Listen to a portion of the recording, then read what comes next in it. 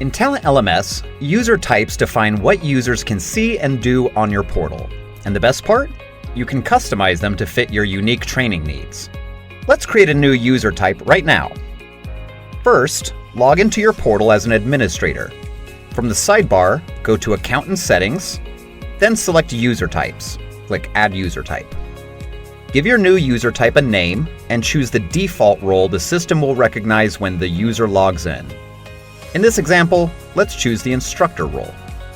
From the list of permissions, check the one you want this user type to have. You can even mix and match permissions for multiple roles. In our case, this new user type won't have any administrator permissions, but as an instructor, they can view and share courses, manage course users, units, rules, and files, access course, tests, and survey reports, and use the AI capability on text, images, and units. They'll also have most learner permissions except for group key access. They won't have messaging permissions, but they'll be able to edit their profile and use the Help menu. Once you're happy with your settings, click Save. Now, let's assign this user type to someone. Go to Users, select a user, then go to the Info tab.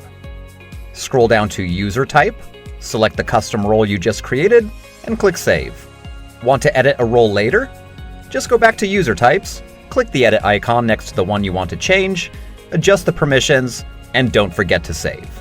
Whether you're giving instructors extra powers, limiting learner access, or building a role from scratch, TalentLMS puts the control in your hands.